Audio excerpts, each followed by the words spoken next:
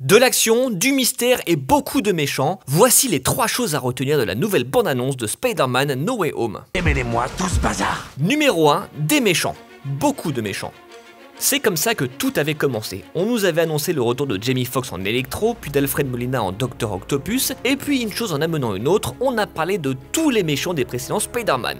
En provenance de tous les univers. La première bande-annonce et les affiches avaient teasé la présence du bouffon vert, et ces nouvelles images jouent carte sur table. Il y aura donc le Dr Octopus qui paraît être le premier méchant à faire son retour pour lancer cette histoire de multivers. Salut Peter. Il y aura également Electro avec un nouveau look moins bleu, le bouffon vert qui aura aussi une autre tenue à moins qu'il ne s'agisse d'un autre personnage, l'homme sable et le lézard. Donc on approche des fameux Sinister Six, ce rassemblement d'ennemis de l'homme araignée que Sony essaye de mettre sur pied depuis de nombreuses années au cinéma. Reste maintenant à savoir qui sera le 6ème de la bande. Venom, le vautour joué par Michael Keaton, Rhino, un autre méchant que la production a réussi à garder secret, alors qu'on ne sait pas officiellement si Willem Dafoe, Rhys Ifans ou Thomas Haden Church reprennent leur rôle respectif du bouffon vert, du lézard et de l'homme sable, les méchants soulèvent encore quelques questions. Numéro 2, une histoire qui se précise. Un peu.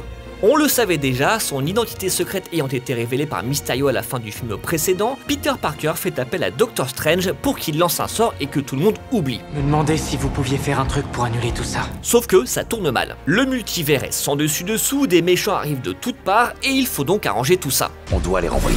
Alors que Peter Parker devra déterminer ce qui fait de lui un héros en faisant des choix, Spider-Man No Way Home va peut-être également se pencher sur le statut des méchants, ce qui peut donner une réflexion intéressante, un peu comme lorsque le film d'animation Spider-Man New Generation évoquait l'essence du personnage de Spider-Man à travers ses différentes incarnations. Bon, sinon, cette bande-annonce confirme également le rôle un peu trouble de Doctor Strange. Il sera là pour nous expliquer les règles du jeu du multivers, certes, mais est-ce qu'il ne cache pas quelque chose? Je suis désolé. Sans aller jusqu'à dire que ce sera lui le 6ème méchant, mais peut-être que le film nous réserve une surprise de taille quant à son rôle dans l'intrigue. Et cette surprise pourrait même avoir une incidence sur toute la phase 4 du Marvel Cinematic Universe, surtout que le film suivant s'intitule Doctor Strange in the Multiverse of Madness. Numéro 3, un seul Spider-Man.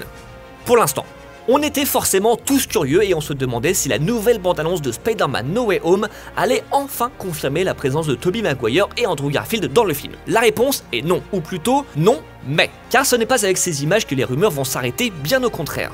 Déjà, il y a le Dr Octopus qui ne reconnaît pas Tom Holland et confirme l'existence de plusieurs Peter Parker. Je n'ai pas Peter Parker. Puis ce même Tom Holland admet qu'il va avoir besoin d'aide pour réparer ses bêtises. Je peux pas sauver tout le monde.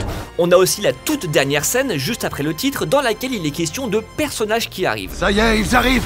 Et forcément, on a tous une petite idée de leur identité. On peut même se demander s'ils n'ont pas été effacés numériquement de cette image, car les méchants n'ont pas tous l'air de viser le seul Tom Holland. Une technique à laquelle Marvel nous a d'ailleurs habitués en effaçant par exemple Spider-Man sur des bandes annonces de Civil War ou en créant de toutes pièces une scène qui n'est finalement pas dans Infinity War. On s'attend donc à tout, et notamment à ce que la main qui tente de sauver Zendaya à la fin ne soit pas celle de Tom Holland, mais d'Andrew Garfield. Car la scène rappelle évidemment celle de la mort de Gwen Stacy dans The Amazing Spider-Man 2, et ce serait, pour Andrew Garfield, une belle manière de se racheter de son échec.